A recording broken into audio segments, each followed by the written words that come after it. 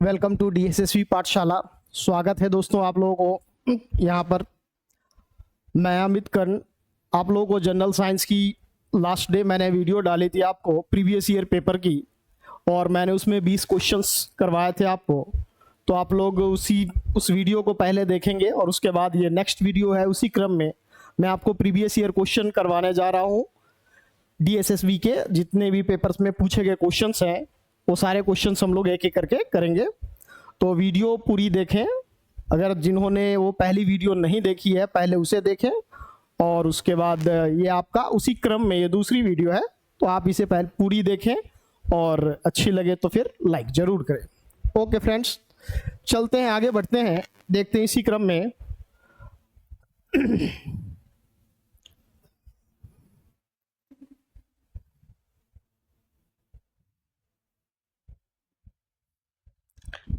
देखिए दोस्तों, हमारा क्वेश्चन है,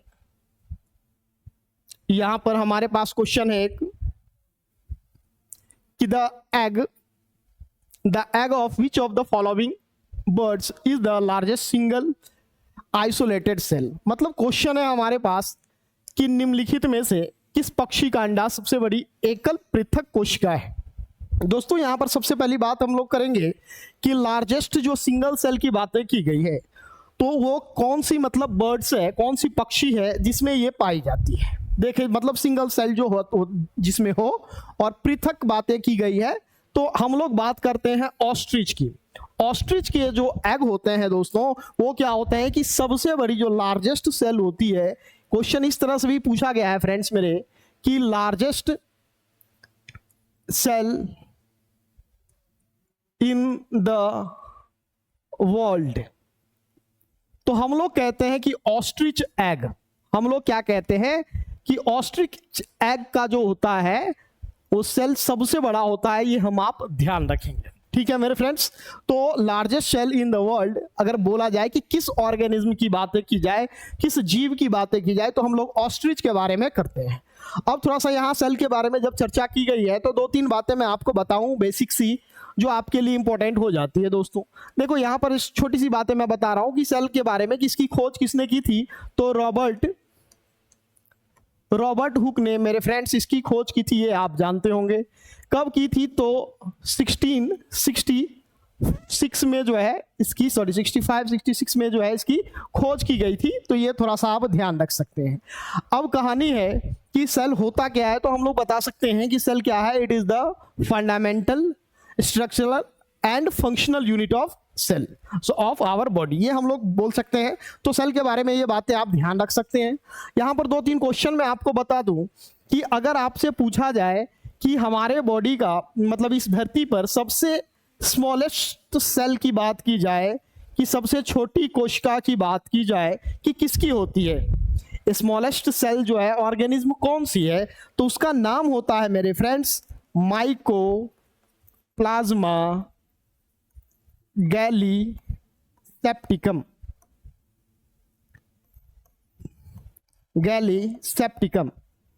ये सबसे छोटी कोशिका वाले जीव हैं जो जिसका नाम है माइकोप्लाज्मा गैलीसेप्टिकम। तो फ्रेंड्स ये बातें आप ध्यान रखेंगे, क्वेश्चन इसी से रिलेटेड है।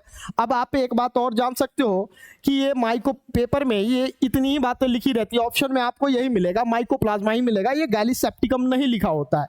तो थोड़ी सी बातें और कर ले। ये माइकोप्लाज्मा दोस्तों क्या होता है कि जितने भी डस्ट पार्टिकल्स है उस डस्ट पार्टिकल्स जो है इसका वेक्टर बनता है, उसी के साथ जो है ये माइकोप्लाज्मा। अगर आप इसके बारे में और मैं बताऊं तो आप जानेंगे कि माइकोप्लाज्मा क्या करता है फ्रेंड्स मेरे, कि ये जो है रेस्पिरेटरी डिजीज का एक कारक बनता है। तो माइकोप्लाज्मा श्वसन तंत्र को प्रभावित करता है, रेस्पिरेटरी ट्रैक्ट को प्रभावित करता है, ये भी आप ध्यान रख सकते हैं।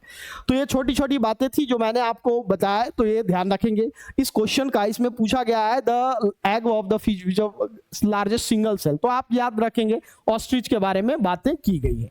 चलिए आगे बढ़ते हैं दोस्तों इसी क्रम में नेक्स्ट क्वेश्चन की ओर।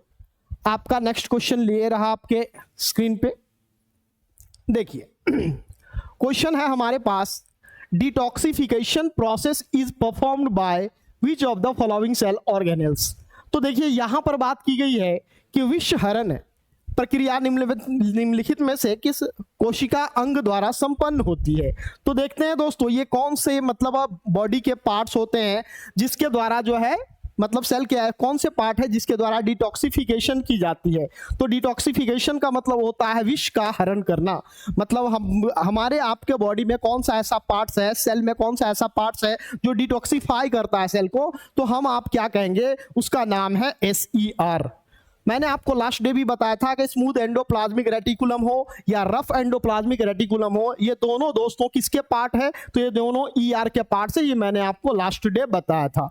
अब जरा एक बात और समझते हैं, इन दोनों के बारे में चर्चा की गई थी लास्ट डे। मैं आपको ये स्मूथ एंडोप्लाज्मिक रेटिकुलम क्या करता है, तो आप कहेंगे लिपिड्स, फैट्स, कार्बोहाइड्रेट्स का निर्माण करता है, इसका सिंथेसिस करता है। एंडोप्लाज्मिक रेटिकुलम क्या करता है, तो दोस्तों प्रोटीन का सिंथेसिस करता है। ये सारी बातें मैंने आपको लास्ट डे बताई थी। अब यहां पर एक चीज और है कि गोल्जी बॉडी क्या है। सबसे पहले गोल्जी बॉडी की खोज किसने की थी दोस्तों, ये अगर आप जानोगे तो कैमिलियो गोल्जी नाम के एक साइंटिस्ट थे, इन्होंने गोल्जी अपार्टस या गोल्जी बॉडी की खोज की थी। गोल्जी बॉडी करता क्या है फ्रेंड्स, अगर आपसे पूछा जाए कि गोल्जी बॉडी का फंक्शन क्या है, तो हम आप क्या कहेंगे कि गोल्जी बॉडी क्या करता है कि इसका मुख्य जो फंक्शन है वो पैकेजिंग करना।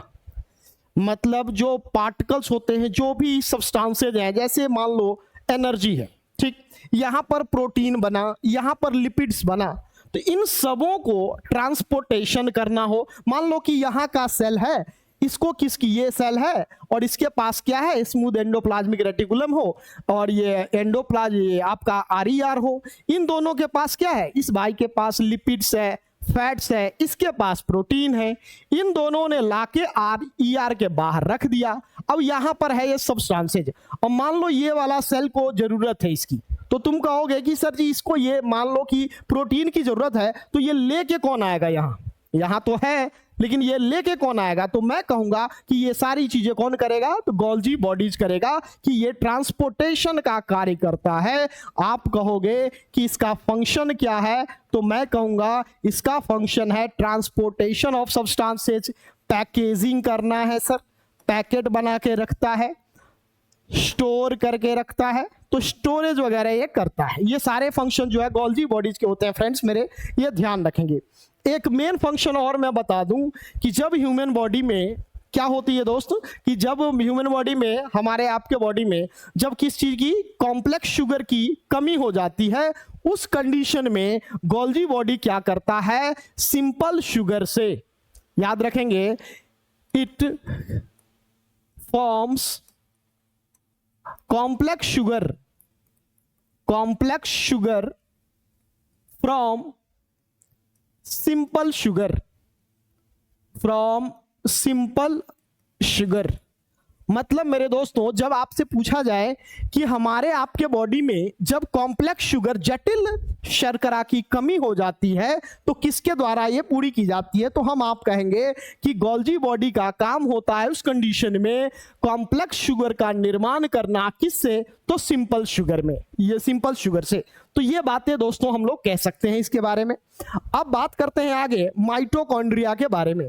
दोस्तों माइटोकॉन्ड्रिया क्या होता है ये आप समझते हैं। माइटोकॉन्ड्रिया को हम लोग क्या कहते हैं, power house of the cell, ये हम आप सब जानते हैं। बहुत इंपॉर्टेंट बातें हैं ये।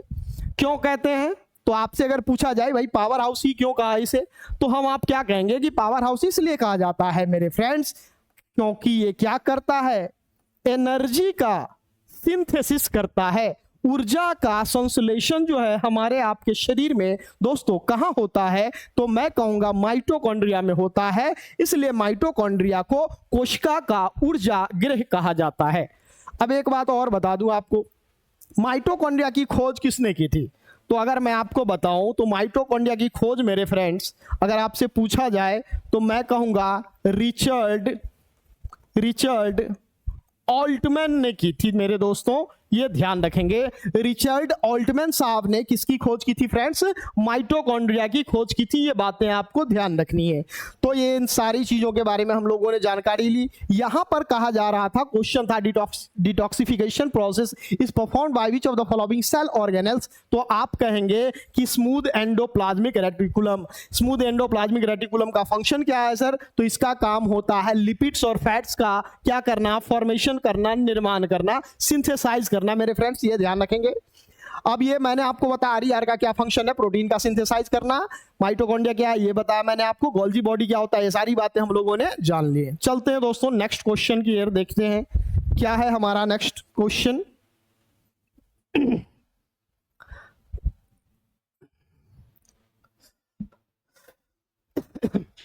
Chillies are hot due to the presence of. Question है आपका हमारा कि मिर्च किसकी उपस्थिति के कारण तीखी होती है दोस्तों। तो यहां पर हम लोग बात करेंगे कि तीखी के बारे में बताया गया कि तीखी किस कारण से होती है। तो इसे कहते हैं कैप्सेसीन। कैप्सेसीन के कारण होता है। यहाँ कैप्सेसिनॉइड्स लिखा हुआ है, यही होगा इसका राइट आंसर। ये कैप्सेसीन होता है, एक पिगमेंट्स है जिसके कारण जो है ये क्या होती है कि मिर्च जो है तीखी होती है। चलिए दोस्तों थोड़ा सा अब हम लोग इस क्वेश्चन का आंसर तो हमें मिल गया, थोड़ा सा इसके बारे में समझते हैं। आप पूछोगे कि सर ये फिर क्या होता है, ये एल्केलॉइड्स क्या होता है। तो चलिए दोस्तों मैं थोड़ा सा आपको बता दूं एल्केलॉइड्स क्या होता है। आप कहेंगे एल्केलॉइड्स क्या होता है, तो हम आप कहेंगे कि ये क्या है, एक एनेस्थेटिक एजेंट है, ये एंटी इन्फ्लेमेटरी एजेंट है, और क्या कहोगे दोस्तों, और हम लोग इसे कह सकते हैं कि कार्डियो प्रोटेक्टिव एजेंट भी है। ये मतलब क्या हो गया सर, समझ में नहीं आया। समझते हैं दोस्तों, देखते हैं। एल्केलॉइड्स का काम होता है कि जब हमारे बॉडी को, मतलब जब हमारे आपके बॉडी को हार्ट बीट की बातें होती है, उसको भी रेगुलेट करना हो तो बाहर से मतलब ये ब्लड प्रेशर को ये बढ़ाने का भी काम करता है। मैं एग्जांपल भी दूंगा आपको, पहले थोड़ा सा समझ लेते हैं। ये एनेस्थेटिक एजेंट है, मतलब बेहोशी के भी, मतलब बेहोशी आप कह सकते हो उसमें की तरह ये कार्य करता है। और क्या मैंने बताया आपको, इन्फ्लेमेशन, जब सूजन हो जाती है तो उससे भी मतलब ये राहत देने में एज ए ड्रग ये यूज किया जाता है। बहुत सारे एल्कोलॉइड्स है, इसका उपयोग जो है मतलब सिजेरियन ऑपरेशन वगैरह में भी किया जाता है। तो बहुत सारे एल्कोलॉइड्स हो सकते हैं, तो इसे एल्कोलॉइड्स कहते हैं। अब कहानी है कि सर जी कुछ एग्जाम्पल दे दो, तो देते हैं एग्जाम्पल। जैसे जो सिंपल साधारण एग्जाम्पल है वही लेते हैं दोस्तों, जो हमें समझ में आ जाए। कैफीन पता होगा आपको दोस्तों, कॉफी में पाया जाता है कैफीन। निकोटीन, चलो सर जी ये भी पता है। निकोटीन किसमें, तंबाकू वगैरह में पाया जाता है।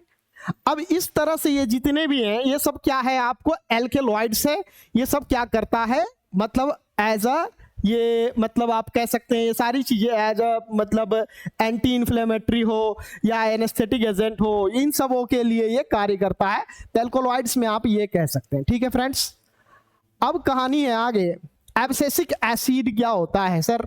देखो दोस्तों, इसे एब्सिसिक एसिड को एबी कहते हैं मेरे फ्रेंड्स, ये आप ध्यान रख सकते हैं। एब्सिसिक एसिड क्या होता है ये जानते हैं। एब्सिसिक एसिड का काम होता है मेरे फ्रेंड्स, ये आपको क्या करता है, तो प्लांट्स में ग्रोथ के लिए रिस्पॉन्सिबल होता है, उसमें मतलब उसको मेंटेनेंस करने के लिए रिस्पॉन्सिबल होता है। ये एक हार्मोन है मेरे फ्रेंड्स, ये प्लांट हार्मोन है। आप बोलोगे ये है क्या सर, तो मैं बोलूंगा पौधों में पाया जाने वाला एक हार्मोन है जो ग्रोथ को रेगुलेट करता है। पता है दोस्तों, इस हार्मोन को एक और नाम देते हैं, स्ट्रेस हार्मोन भी कहते हैं। अब आप बोलोगे कि सर इसे स्ट्रेस हार्मोन क्यों कहते हैं, तो जरा समझिएगा। तो आप कह सकते हैं जब मतलब फेवरेबल कंडीशन ना हो, जब समय सही ना हो, तो उस कंडीशन में एब्सिसिक एसिड क्या करता है, उसे कि मतलब फेवरेबल बनाने के लिए कार्य करता है कि आप इसमें क्या करो, जैसे पानी की कमी हो, जैसे सूखा का समय आ गया, ड्रॉट हो, तो सूखा के समय जो है स्टोमेटा को क्या करता है, हेल्प करता है कि ताकि आप नए प्लांट्स का अपने बीज, उस बीज से नए प्लांट्स का आप क्या कर सके, डेवलप कर सके, नए प्लांट्स का निर्माण कर सके। तो ये सारी चीजें ये करता है। एब्सिसिक एसिड ग्रोथ में हेल्प करता है, इसे स्ट्रेस हार्मोन भी कहते हैं, ये प्लांट्स में पाया जाता है, इसे ABA भी कहा जाता है, इसे ध्यान रखेंगे। ब्यूटेनॉल को क्या कहते हैं, तो ये ब्यूटेनॉल एक सब्सटेंस है, एक अल्कोहल का फॉर्म है, जिसे क्या किया जाता है दोस्तों, इसका उपयोग जो है मतलब फ्यूल के रूप में किया जाता है, एज अ फ्यूल यूज किया जाता है, एज अ फ्यूल यूज किया जाता है इसका, ये ध्यान रखेंगे। ये जो है ईंधन के रूप में इसका उपयोग किया जाता है। तो हमारे लिए जो क्वेश्चन का आंसर है वो क्या है, कैप्सेसिनोइड्स है। ठीक है दोस्तों, ये ध्यान रखेंगे। अगला देखते हैं क्वेश्चन क्या है हमारे पास। ये आपको which of the following terms refers to the sum of all the activities and relationship of a species by which it uses the resources in the habitat for its survival and reproduction। ये दोस्तों आपको environment से related एक question है, इसकी ये सीधा definition दे रखा है। ये आपका, सॉरी यार, ये जो होगा आपका, इसका राइट आंसर हो जाएगा, ये आपका डेफिनेशन दे रखा है दोस्तों, ये इसे नीचे कहते हैं, ये ध्यान रखेंगे। जहां पर मतलब मैं थोड़ा सा आपको बता दूं ये होता क्या है, देखिए इसमें लिखा हुआ है कि निम्नलिखित में से कौन सा शब्द किसी प्रजाति की सभी गतिविधियों और संबंधों के योग को संदर्भित करता है जिसके द्वारा वह अपने अस्तित्व और प्रजनन के लिए अपने आवास में संसाधनों का उपयोग करते हैं। तो इसे हम लोग निश्चय कहते हैं, ये ध्यान रखेंगे। इसका राइट आंसर ये है। मतलब यहां पर क्या है कि आप किस पार्ट में आप रह रहे हैं, आपको सरवाइव करने के लिए वहां पर जैसे बहुत सारे ऐसे एनिमल्स हैं जो दूसरे का शिकार करके अपना जो है सर्वाइवल करते हैं, और उस वहीं पर आप जहां रहते हैं वहां पर एक बहुत बड़ा समुदाय है, वहां पर बहुत सारे और भी जीव जंतु रहते हैं, और वहां पर वो मतलब सरवाइव भी करते हैं, रहते भी हैं, और रिप्रोडक्शन भी करते हैं, और अपने जो है प्रजाति का जो है ख्याल रखते हैं। तो उसे उस आवास के संसाधनों का हम लोग कहते हैं, आपको निश्चय कहते हैं। तो ये आपका इकोलॉजी का क्वेश्चन था। आगे बढ़ते हैं दोस्तों, इसका राइट आंसर नीचे होगा, ये देखेंगे हम लोग। हाँ तो दोस्तों देखते हैं कि हम लोग बात कर रहे थे इस पर, इसके क्वेश्चन के बारे में कि क्या है। तो मैंने आपको बताया कि मेंडल साहब ने क्या किया था मेरे फ्रेंड्स। तो मेंडल साहब ने आपको ये सारी चीजें मतलब इन्होंने इसकी खोज की थी। मैंने आपको 2-3 बातें बताई थी, इस पर ध्यान रखेंगे। अगला इसमें मैंने आपको बताया कि इसमें पूछा जा रहा है मेरे फ्रेंड्स कि कौन सा जो है ये गलत है, तो इनकरेक्ट के बारे में पूछी जा रही है चीजें। तो आप कहेंगे कि क्वेश्चन ये जो आपका गलत है वो कौन सा होगा, ये पहला वाला होगा मेरे फ्रेंड्स, इसका राइट आंसर। लेकिन आपके दिमाग में क्वेश्चन आएगा कि सर फिर इसे मतलब अवार्डेड नोबेल प्राइज दिया किसे गया था इसके लिए। तो हम आप कहेंगे इसके लिए नोबेल प्राइज जो दिया गया था दोस्तों वो मॉर्गन साहब को दिया गया था। वो कब दिया गया था तो आप जानेंगे, ये 1933 के करीब जो है वो इन्हें मिला था नोबेल प्राइज। ये बातें आप ध्यान रखेंगे मेरे दोस्त, ये नहीं थे, मेंडल साहब को नोबेल प्राइज नहीं दिया गया था। आपको ये भी जानकारी रखनी होगी कि मेंडल साहब को जो है मतलब ये नोबेल प्राइज स्टार्ट होने से पहले ही मतलब इनकी मौत हो चुकी थी।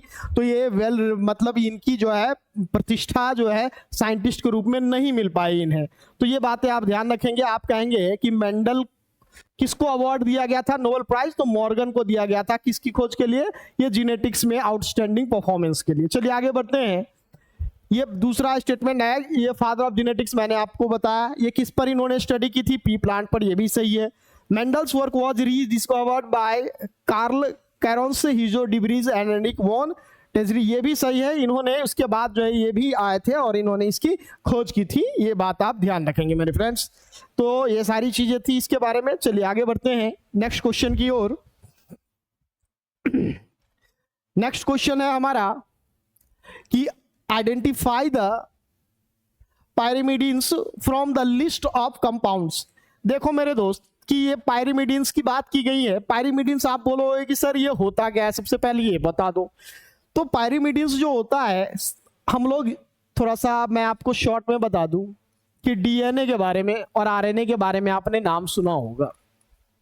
ये दोनों राइबोन्यूक्लिक एसिड के जो है इन दोनों में होते हैं। एक होता है डीऑक्सी राइबोन्यूक्लिक एसिड, ये होता है राइबोन्यूक्लिक एसिड।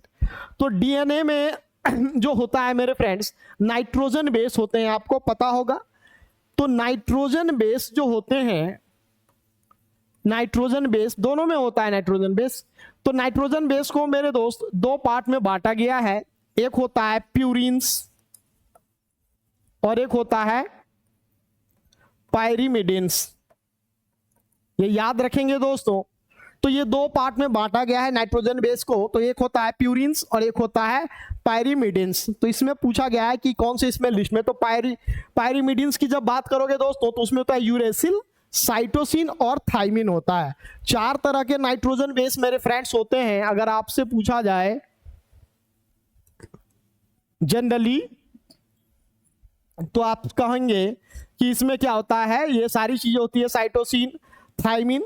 तो डीएनए में चार नाइट्रोजन बेस पाया जाता है। उन चारों का नाम मैं आपको लिख दूं कि डीएनए में पाए जाने वाले नाइट्रोजन बेस, तो मैं कहूंगा एडेनिन, थाइमीन, गुआनिन और मेरे दोस्त साइटोसिन। ये चार जो नाइट्रोजन बेस है मेरे फ्रेंड्स वो कहां पाया जाता है, डीएनए में। अब आप बोलोगे कि सर फिर नाइट्रोजन बेस आरएनए में भी आप बता दो। तो चलो दोस्तों मेरे आरएनए में देखते हैं, आरएनए में कौन कौन सी पाई जाती है सर। तो एडेनिन इसमें भी होता है, इसमें बस थाइमिन की जगह मेरे फ्रेंड्स वो क्या हो जाता है, यूरेसिल हो जाता है। बाकी सब वही है मेरे फ्रेंड्स। गुआनिन होता है, साइटोसिन होता है। तो ये बातें हम आप ध्यान रखेंगे। तो चार उधर भी नाइट्रोजन बेस, चार इधर भी नाइट्रोजन बेस होगा। तो हमसे पूछा गया है कि पायरिमिडिन्स जो होता है इस लिस्ट में कौन सा है, तो यूरेसिल, साइटोसिन और थाइमिन को हम लोग क्या कहते हैं, इसे कहते हैं हम लोग पायरिमिडिन्स। ठीक है मेरे फ्रेंड्स, तो इसका राइट आंसर ये हो जाएगा। चलिए मेरे फ्रेंड्स आगे बढ़ते हैं नेक्स्ट क्वेश्चन की ओर। नेक्स्ट क्वेश्चन हमारा है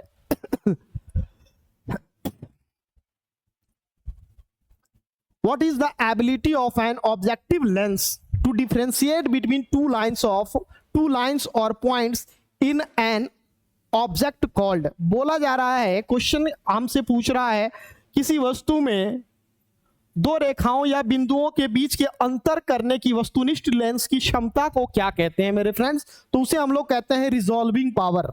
ये जरा ध्यान रखेंगे दोस्तों, ये इसे हम लोग रिजॉल्विंग पावर कहते हैं कि उनके बीच में जो भी ऑब्जेक्ट, जैसे दो लाइन है उनके बीच का डिफरेंशिएट बताना है तो कौन सी लेंस कर पाएगी। जैसे मान लेते हैं कि एक लेंस है, ठीक है, तो इसके बारे में हमसे पूछा गया है कि दो लाइंस है तो उसके बीच में क्या करना है, उस पॉइंट्स के बीच का जो ऑब्जेक्ट के बारे में बताया गया है, तो इसके बारे में ये इसका राइट आंसर हो जाएगा, ये ध्यान रखेंगे। थोड़ा सा और चर्चा कर लेते हैं इस पर। मैग्नीफाइंग पावर आप समझते हैं कि मैग्नीफाइंग पावर मतलब होता है किसी भी वस्तु को मैग्नीफाई मतलब उसे बड़ा करना, उसे छोटा करना। तो मैग्नीफाइंग पावर उसे कहते हैं लेंस की वैसी क्षमता जो उसकी क्या करे, उसके साइज में मैग्नीफाइंग करे या उसे क्या करे, डिमिनिश्ड करे, उसे मैग्नीफाइंग पावर कहते हैं। फोकल लेंस से रिलेटेड है ये फोकल पावर। अब आप कहोगे पावर ऑफ लेंस क्या होता है, ये सबसे ज्यादा बार पूछा जाने वाला क्वेश्चन आपका ये है। ये पावर ऑफ लेंस जो होता है दोस्तों, ये होता है, अगर आपसे पूछा जाए तो आप कहेंगे reciprocal of focal length. Focal length का जो रेसिप्रोकल होता है दोस्तों, उसी को हम लोग पावर ऑफ लेंस कहते हैं। पावर ऑफ लेंस का ऐसा यूनिट जो होता है उसे कहते हैं डायोप्टर। डायोप्टर कहते हैं, इसे डी से डिनोट किया जाता है मेरे फ्रेंड्स। तो ये आप ध्यान रख सकते हैं, ठीक है मेरे फ्रेंड्स। चलिए आगे बढ़ते हैं नेक्स्ट क्वेश्चन की ओर। अगला है हमारे पास कि what should be the length of a mirror to take the full image of a 4 meter long object। कहा जा रहा है कि 4 मीटर लंबी वस्तु की पूरा प्रतिबिंब देखने के लिए दर्पण की कितनी लंबाई होनी चाहिए। तो हम जानते हैं कि क्या होनी चाहिए, आधा। ये बात याद रखेंगे आप। अगर जब प्लेन मिरर की बात होगी मेरे दोस्तों, तो 2-3 बातें और मैं बता दूं आपको कि प्लेन मिरर कहता है, प्लेन मिरर में जो इमेज फॉर्मेशन की बात होती है तो वो क्या होती है मेरे फ्रेंड्स, तो वो होती है, इसमें जो इमेज बनता है वो हमेशा होता है वर्चुअल, इरेक्ट इरेक्ट है, ई है ये, सॉरी सी है ये, erect and laterally inverted.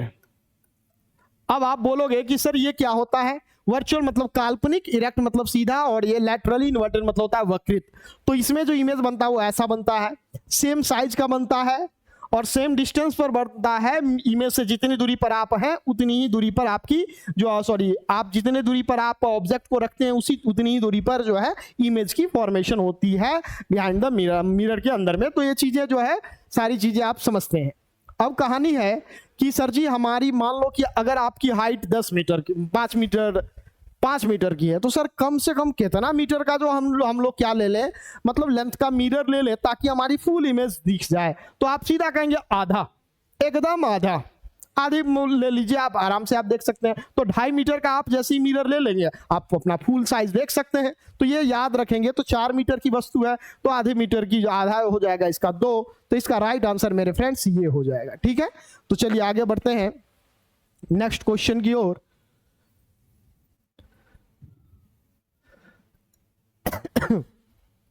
Next question देखते हैं क्या है।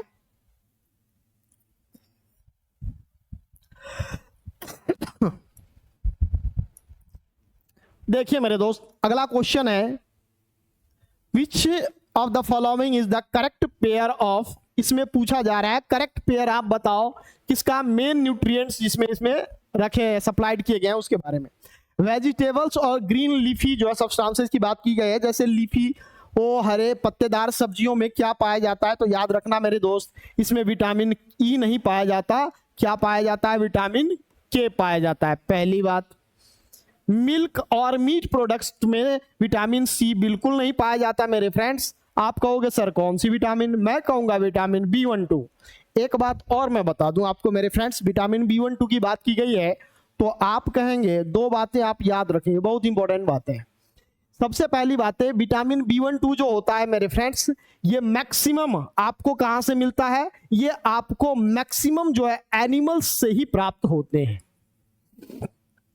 एनिमल से ही प्राप्त होती है। चाहे मिल्क ले लो, चाहे आप मीट ले लो, चिकन ले लो, एग ले लो, इन सारी चीजों में ही मैक्सिमम आपको इसी से मिलते हैं। ये प्लांट से न के बराबर मिलते हैं, प्राप्त होते हैं विटामिन B12, इसे आपको ध्यान रखनी है। और क्या है विटामिन B12 मेरे दोस्त, ये क्या कंटेन करता है, तो आप कहेंगे कोबाल्ट कंटेन करता है। सर इसमें क्या पाया जाता है मेरे फ्रेंड्स, कोबाल्ट पाया जाता है। अब विटामिन B12 का सर नाम क्या होता है ये बता दो दोस्तों। इसके कहते हैं साइनो कोबालमाइन कहते हैं, या कोबालमिन कह सकते हो। देखो पेपर में आपको सीधा कोबालमिन भी लिखा दिख सकता है, कोई बहुत बड़ी बातें है नहीं।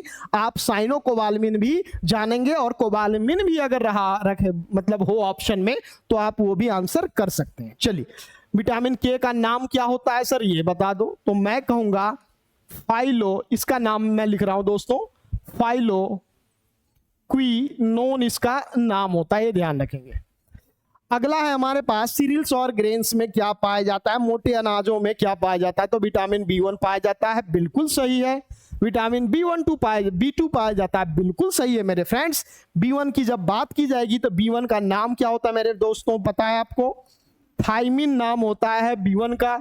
और अगर आपसे पूछा जाए कि B2 का नाम क्या होता है मेरे फ्रेंड्स, तो हम आप क्या कहेंगे, B2 का नाम जो होता है उसे कहते हैं राइबो फ्लेविन कहते हैं मेरे दोस्त, इसे आप ध्यान रखेंगे। ठीक है मेरे फ्रेंड्स, B12 के बारे में बताया था मैंने। पल्सेज और लैगुमेंस में बिल्कुल नहीं, ये हम लोग नहीं कहेंगे, ये भी हमारा गलत है। ठीक है मेरे फ्रेंड्स, तो इसे हम लोग ध्यान रखेंगे। तो ये हमारा राइट आंसर हो गया। इसका क्या हो जाएगा, आपसे पूछा गया है कि कौन सा सही है तो ये हो जाएगा आपको। ठीक है मेरे दोस्तों, चलिए आगे बढ़ते हैं।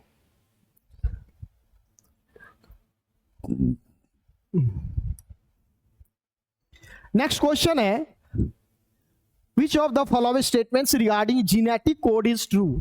सबसे पहले आप जीनेटिक कोड होता क्या है, मतलब इसकी खोज किसने की थी वो थोड़ा सा मैं आपको बता दूं। जीनेटिक कोड की खोज जो है अगर आप बोलोगे तो मैं आपको बताऊंगा नरेनबर्ग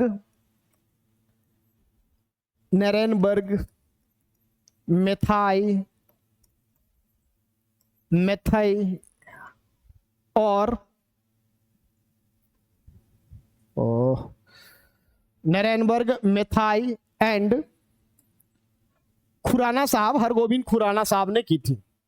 ये ध्यान रखेंगे मेरे दोस्त, इन लोगों ने इसकी खोज की थी। तीनों के बारे में लिया जाता है, मुख्य रूप से यही थे, नरेनबर्ग और खुराना साहब थे। अब आगे जानते हैं जेनेटिक कोड के बारे में कि जेनेटिक कोड में जो होता है मेरे दोस्त, इसमें क्या होता है कि आपको पता है कि मैंने आपको बताया था कि 4 तरह के नाइट्रोजन बेस होते हैं हमारे आप में। अब इस 4 नाइट्रोजन बेस से क्या करना होता है, प्रोटीन का निर्माण करना होता है। जेनेटिक कोड में प्रोटीन्स का मुख्य रूप से निर्माण होता है। तो 3-3 करके चलते हैं मेरे फ्रेंड्स, ये ध्यान रखेंगे। 3-3 का समूह बनता है, उसी को मेरे फ्रेंड्स कोडॉन कहते हैं। कोडॉन, ये देखिए इसमें लिखा होगा कोडन कहते हैं उसे। तो 3-3 का समूह सर क्या करता है, फिर कितने कोडान बनते हैं सर ये बता दो। तो मेरे दोस्त मैं आपको बताऊंगा 64 कोडान्स बनते हैं। ठीक है सर, चलो ठीक। अब चलो इसमें से आगे बढ़ते हैं। अब आप यहां पर कहानी है कि सर जी कि कौन सा अनुवंशिक सत्य सही कौन सा है। तो मेरे दोस्त मैं आपको बताऊं, ये जो आपका 3-3 करके बन रहा है कोडन्स, तो इसे कहते हैं AUG। दोस्तों ये जो AUG है मेरे फ्रेंड्स, इसी का काम होता है इस प्रोसेस को स्टार्ट करना। थोड़ा सा ये ध्यान रखेंगे, ये जो जेनेटिक कोड की जो प्रोसेस है, इसको स्टार्ट करने वाले कोडान का नाम है क्या, AUG। ठीक, अब चलते हैं सर जी, खत्म करने वाला कौन, तो 3 है वो, उसका नाम मैं बता दूं आपको। एक है आपका UAA, एक है आपका UAG, एक है आपका GAU।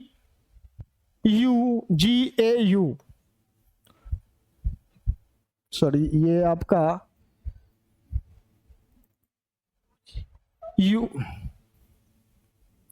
एक है आपका मेरे दोस्तों UGA। ये है मेरे फ्रेंड्स, ये 4 जो है, ये पहला हो गया स्टार्ट करता है, और ये तीनों क्या करते हैं मेरे दोस्त, ये टर्मिनेट करता है, स्टॉप करता है, स्टॉप द कोडान। ये जो इसका काम होता है, ये जो प्रोसेस है उसको स्टॉप करना, और इसका काम होता है स्टार्ट करना। तो देखिए सही कौन सा है, तो ये हो गया आपका AUG start the codon and UAE termination codons. बिल्कुल सही। इसमें देखिए ये लिखा है आपको UAA UGA are start codon, बिल्कुल नहीं, ये गलत है आपका। ये सब स्टार्ट नहीं, एक ही स्टार्ट करता है UAA UGA जो टर्मिनेशन कोडॉन। देखो यहाँ दोस्तों मेरे ये आ गया फिर, तो ये नहीं, ये स्टार्ट करता है, बिल्कुल गलत सर। अब ये आपका फिनोलोनीन, ये नहीं कहलाता, ये ध्यान रखिए, बाकी सब कहलाते हैं तीनों। तो चलिए आगे हम लोग बढ़ते हैं। तो इसका राइट आंसर मेरे फ्रेंड्स क्या हो जाएगा, AUG start the codon and UAA termination करता है इसका, ये ध्यान रखेंगे। आगे बढ़ते हैं मेरे फ्रेंड्स। यहां पर कुछ और बातें भी हम लोग अगर जानना चाहें तो आप जान सकते हैं कि DNA का, सॉरी यार, अगर हमसे पूछा जाए कि DNA का डबल हेलिक्स मॉडल की बात अगर करोगे आप, यहीं पर अगर बात करूं मैं कि DNA का डबल हेलिक्स मॉडल किसने दिया था, तो ये थोड़ा सा याद रखेंगे, एक क्वेश्चन ध्यान आया है। डबल हेलिक्स मॉडल, ये लिख लेना, ये थोड़ा सा इंपॉर्टेंट क्वेश्चन है मेरे friends. Double helix model of DNA किसने दिया था, ये यही इससे रिलेटेड, इसी से, तो हम लोग कहेंगे वॉटसन एंड क्रिक साहब ने ये दिया था। इसे मेरे फ्रेंड्स थोड़ा सा ध्यान रखेंगे कि double helix model of DNA का डबल हेलिक्स मॉडल किसने दिया था, तो वॉटसन एंड क्रिक में ने दिया था, इसे आप ध्यान रख सकते हैं। चलिए आगे बढ़ते हैं मेरे फ्रेंड्स नेक्स्ट क्वेश्चन की ओर। नेक्स्ट क्वेश्चन है हमारे पास, which of the following gases escapes when a cold drink bottle is opened. Cold drink की बोतल खोलने पर निम्नलिखित में से कौन सी गैसें बाहर निकलती है। ये तो सबसे आसान क्वेश्चन था मेरे दोस्त। ये क्या होता है, कार्बन डाइऑक्साइड होता है, ये हम आप समझते हैं, ये तो सबसे आसान क्वेश्चन में से एक था, ये आप ध्यान रखेंगे। चलिए आगे बढ़ते हैं नेक्स्ट क्वेश्चन की ओर।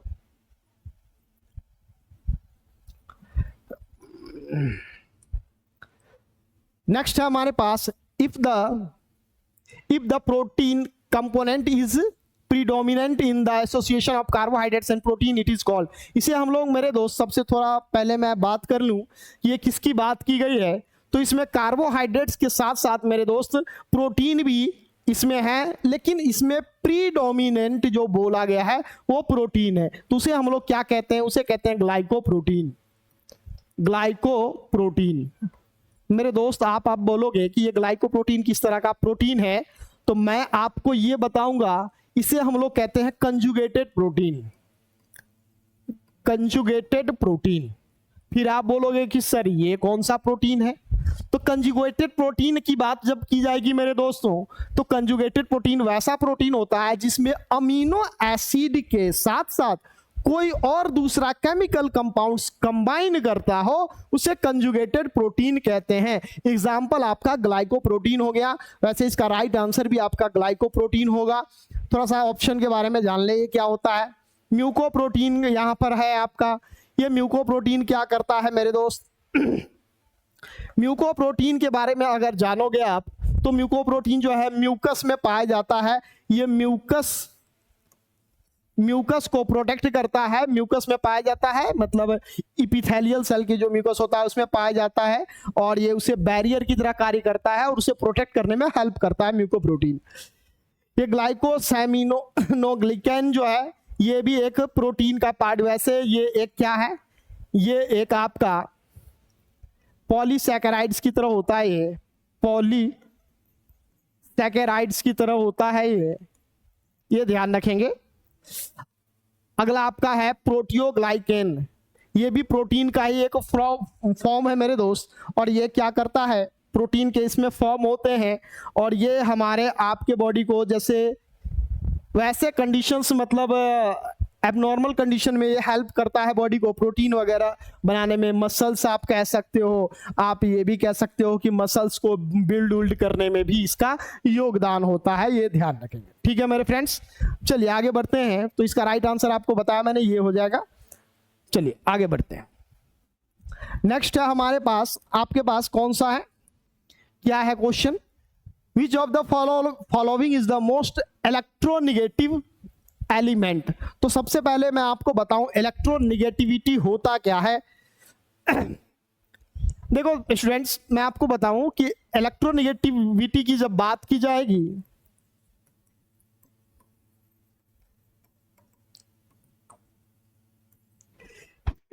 सॉरी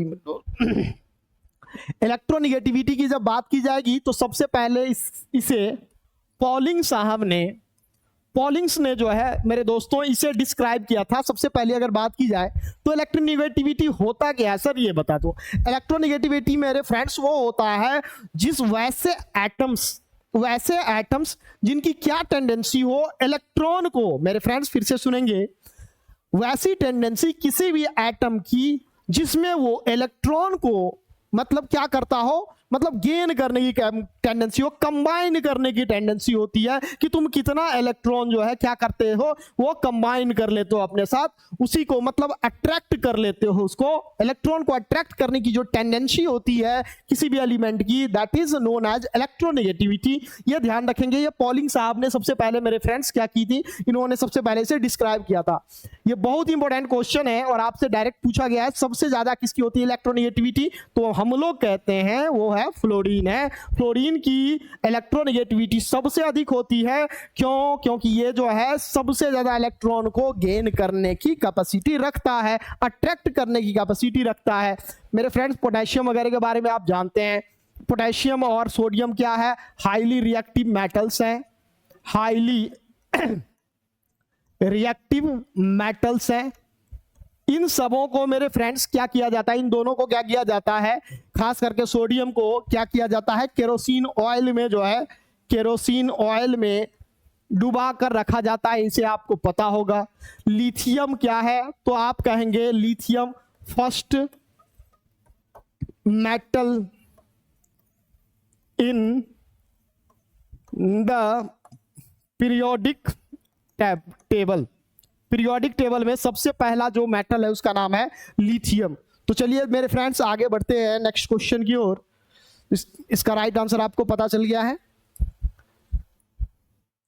नेक्स्ट क्वेश्चन है मेरे दोस्तों कि विच of the following is a D block element. देखिए डी ब्लॉक एलिमेंट की मेरे दोस्त बात की है। ये डी ब्लॉक होता क्या है, डी ब्लॉक में वैसे ब्लॉक कितने होते हैं ये मैं आपको बता दूं, 4 ब्लॉक होते हैं, S P D F. Side में अभी आप ध्यान रखेंगे, एस में इलेक्ट्रॉन की मैक्सिमम संख्या 2, P में 6, D में 10, F में मेरे दोस्त 14 होती है। थोड़ा सा साइड में आप रखेंगे, इसे ध्यान के लिए रखेंगे, ठीक है मेरे फ्रेंड्स। अब देखो मेरे फ्रेंड्स, डी ब्लॉक एलिमेंट की बात की गई है, तो डी ब्लॉक एलिमेंट क्या होते हैं पता है मेरे दोस्त? जितने भी ट्रांजिशन मेटल्स हैं, जितने भी मेरे फ्रेंड्स ट्रांजिशन मेटल्स हैं मेरे दोस्तों, वो सारे क्या होते हैं? डी ब्लॉक के एलिमेंट कहलाते हैं। इसे आप ध्यान रखेंगे। इसमें इसमें 2 है, जैसे जिंक वगैरह है वो इसमें नहीं आता है, बाकी सब आते हैं इसमें, तो इसे आप ध्यान रखेंगे। हमसे पूछा गया है कि इनमें से कौन सा डी ब्लॉक का एलिमेंट है, तो डी ब्लॉक का एलिमेंट मेरे फ्रेंड्स कौन सा है? कॉपर है, इसे आप ध्यान रखेंगे। आर्गन के बारे में आप जानते हैं, आर्गन क्या है? एक नोबल गैस है सर, नोबल गैस है, ये आप जानते हैं। इसकी एटॉमिक नंबर कितनी? 18 होती है, ये आपको पता है मेरे फ्रेंड्स। सोडियम क्या है? अभी बताया मैंने, यह हाईली रिएक्टिव एलिमेंट है, ठीक है। ये आपको जो है ये इधर आ जाता है, एल्कली मेटल्स में आ जाते हैं। कैल्शियम आपको एल्कली अर्थ मेटल्स में आ जाता है मेरे दोस्तों, तो ये भी आप समझते हैं, ठीक है मेरे दोस्त। तो याद रखेंगे, इसका राइट आंसर हमसे पूछा है, डी ब्लॉक एलिमेंट जो हो जाएंगे वो आपको कॉपर हो जाएंगे। वैसे मैं आपको बता दूं कि ग्रुप 1 वाले जो होते हैं मेरे फ्रेंड्स, ग्रुप 1 में जो एलिमेंट होते हैं मेरे दोस्तों, उसे हम लोग कहते हैं एल्कली मेटल्स। जब आप बोलोगे कि सर जी ग्रुप 2 में क्या होता है, तो मैं कहूंगा भाई मेरे alkali earth metal, alkali earth metal की बात की जाएगी। ग्रुप 3 से एकदम आसानी से ध्यान रखो, ग्रुप 3 से 12 तक सब होते हैं ट्रांजिशन मेटल। एकदम दिमाग में रख लो भाई मेरे, ये ध्यान रखेंगे, ठीक है। अब यहां पर जो बातें आती है, ग्रुप 17 और 18 के बारे में पूछा जाता है। ग्रुप 17 एक होता है कार्बन, एक होता है बोरन, ये सब हम लोग जानते हैं। यहां से क्वेश्चन आता है, इसलिए मैं इसको लिख दे रहा हूं आपको। ग्रुप 17 को हम लोग क्या कहते हैं मेरे फ्रेंड्स? तो इसे हम लोग कहते हैं हैलोजेंस। जैसे इसी में आ जाता है ब्रोमीन, क्लोरीन, ये सारी चीजें जो है इसी में आ जाता है, ये सब हैलोजेंस कहलाते हैं। और ग्रुप 18 वाले क्या होते हैं मेरे फ्रेंड्स? सारे होते हैं नोबल गैस, या क्या होते हैं मेरे फ्रेंड्स? सारे होते हैं इनर्ट गैस। तो इसे मेरे दोस्तों याद रखेंगे, थोड़ी बहुत जानकारी मैंने आपको दे दी है, इसे आप ध्यान रखेंगे। और ये आप जान गए, आर्गन इसमें आ जाएगा। तो इस तरह से इस क्वेश्चन का राइट आंसर हमारे पास डी ब्लॉक पूछा गया है, तो सारे ट्रांजिशन मेटल्स डी ब्लॉक में क्या होते हैं ये आप ध्यान रखेंगे, ठीक है। चलिए आगे बढ़ते हैं मेरे दोस्तों नेक्स्ट क्वेश्चन की ओर। हमारे पास नेक्स्ट क्वेश्चन है, starch containing food, starch containing food changes color when it comes in contact with iodine solution। दोस्तों ये एनसीईआरटी का क्वेश्चन है, ये बहुत ही आसान सा क्वेश्चन है। ये आपको एक्सपेरिमेंट से रिलेटेड क्वेश्चन है जो बच्चों को करवाया जाता है। 6-7 क्लास का एक्सपेरिमेंट है, 6 क्लास में पाया जाता है, सॉरी है ये उसके एनसीईआरटी में। देखते हैं क्या कहा जा रहा है।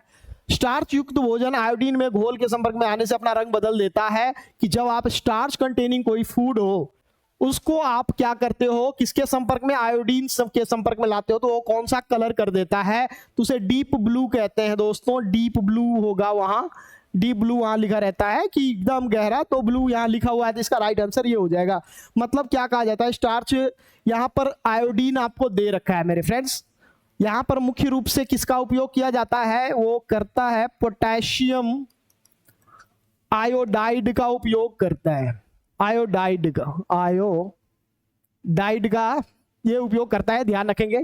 KI कहते हैं इसका फॉर्मूला होता है, तो इसका उपयोग करता है। तो उसमें मिलाने से क्या होता है मेरे फ्रेंड्स, क्या जब हम लोग स्टार्च कंटेनिंग फूड, जैसे आप ले सकते हो स्टार्च जिसमें पाया जा रहा हो, जैसे चावल ले लो आप, तो चावल है सर जी, उसमें मैंने क्या किया, क्या चीज आप डाल दिया आपने? पोटेशियम आयोडाइड डाल दोगे तो सर जी कैसा कलर हो जाएगा? तो डीप ब्लू हो जाएगा। यहाँ ऑप्शन ब्लू है, तो ये कलर के बारे में पूछा जा रहा था, तो हम लोग जानते हैं। चलिए आगे बढ़ते हैं। नेक्स्ट क्वेश्चन है मेरे पास, which of the following minerals found in Jharkhand in India it is use for the generation of nuclear power. Nuclear power station में तो बहुत आसान सा है, ये यूरेनियम है मेरे फ्रेंड्स, ये आप जानते हैं झारखंड में सबसे ज्यादा इसकी जो है उत्पादन वो देखने को मिलता है। और एक और होता है थोरियम, थोड़ा सा ये आप जान लो अपनी जानकारी के लिए। थोरियम जो होता है मेरे दोस्त, इसकी एटॉमिक नंबर 92 होती है, ध्यान रखेंगे। अब थोरियम जो होता है मेरे दोस्त वो केरला में पाया जाता है, इसे आप ज्यादा मैक्सिमम की बात की गई है। से ग्रेफाइट क्या है, ये अगर आपसे पूछा जाए तो एलोट्रॉप्स है, एलोट्रॉप्स ऑफ कार्बन। कार्बन के 3 एलोट्रॉप्स हैं, पता होगा आपको। एक होता है आपका डायमंड, एक होता है आपका ग्रेफाइट, और एक होता है फुलेरीन। फुलेरीन तो ये दोस्तों याद रखेंगे, उसमें से ग्रेफाइट है। ठीक है मेरे फ्रेंड्स, चलिए आगे बढ़ते हैं मेरे दोस्तों। इस क्वेश्चन का राइट आंसर, ये आपको जीके से रिलेटेड है कि कहां पर पाया जाता है, जिसका न्यूक्लियर पावर स्टेशन में जो है उपयोग किया जाता है, तो यूरेनियम इसका राइट आंसर हो जाएगा। ठीक है मेरे दोस्त, देखिए नेक्स्ट क्वेश्चन।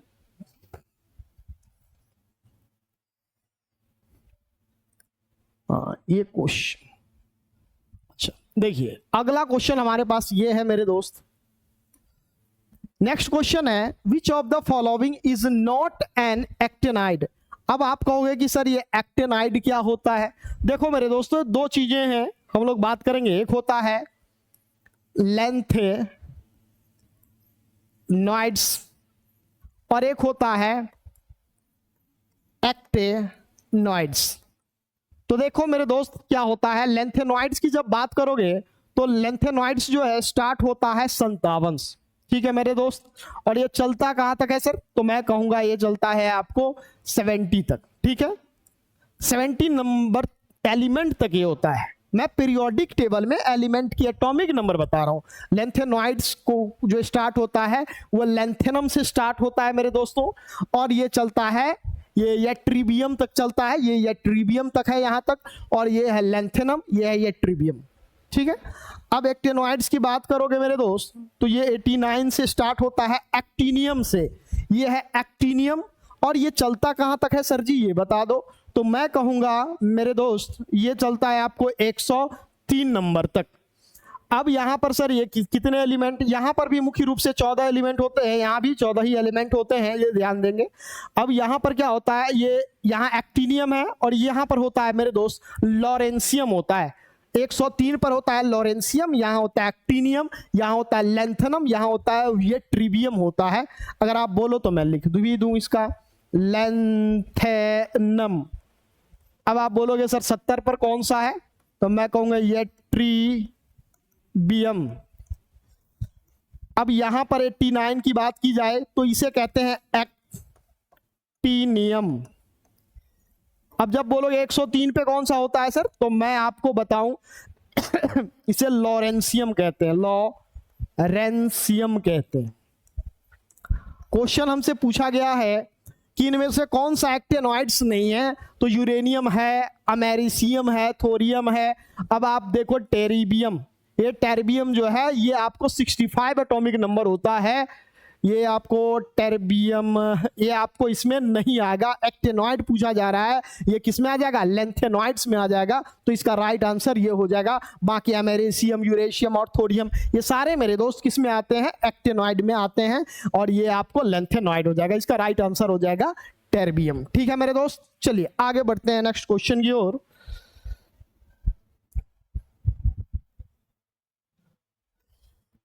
हमारे पास क्वेश्चन है आपका कि in which block the periodic table are inner transition metals placed. मैंने आपको अभी बताया था मेरे दोस्तों, इसे ध्यान रखेंगे कि ट्रांजिशन मेटल्स जो होता है वो मुख्य रूप से कहां होते हैं मेरे दोस्तों, डी ब्लॉक में होते हैं। ठीक है मेरे दोस्त, याद रखेंगे, इसका राइट आंसर आपका ये हो जाएगा। ठीक है, जब आप एस ब्लॉक की बात करते हैं तो मैंने आपको अभी बताया था कि ग्रुप 1, थोड़ा सा ध्यान से देख लो, एकदम याद ही हो जाए, ऐसा ऐसा पढ़ लो आप। ग्रुप 1 और सर ग्रुप 2, ये दोनों की अगर बात करोगे तो दोनों एस ब्लॉक है, इसे आप ध्यान रखेंगे। ठीक है मेरे दोस्त, ये ट्रांजिशन मेटल सब डी ब्लॉक। चलो सर जी, अब पी ब्लॉक बता दो सर जी। तो पी ब्लॉक क्या होता है कि ग्रुप, ये आप जानते हैं कि 3 से 12 तक आपका ट्रांजिशन मेटल, ग्रुप ग्रुप जो होता है मेरे दोस्त 3 से 12 क्या हो गया ट्रांजिशन मेटल।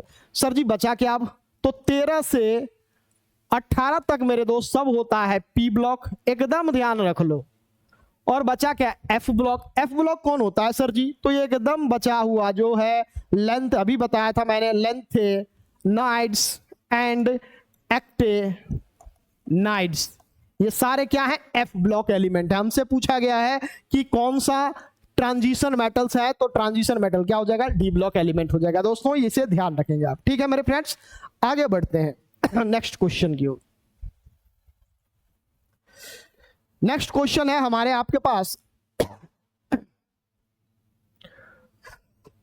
नेक्स्ट क्वेश्चन है heating of a gas increases average speed of gas particle due to. किसी गैस को यार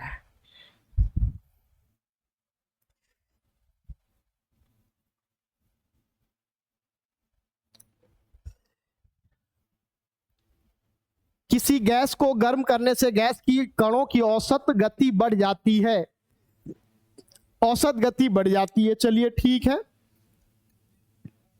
increase in kinetic energy of gas of particles, ठीक है। अगला है no change in energy level of the gas particles,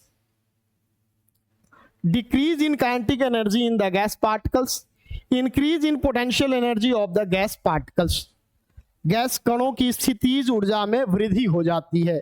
देखो मेरे दोस्त क्या कहा गया है कि यहां पर बातें की गई है कि एक गैस के पार्टिकल्स है, देखिए ध्यान से थोड़ा सा आप समझ जाओगे, बहुत आसान है। मान लो कि ये एक रूम है, ठीक है। अब इस रूम में जैसे गैस के पार्टिकल्स है, ठीक है। अब ये गैस के पार्टिकल्स है, अब इसे आप क्या कर रहे हो, गर्म कर रहे हो, इसे हीट प्रोवाइड कर रहे हो।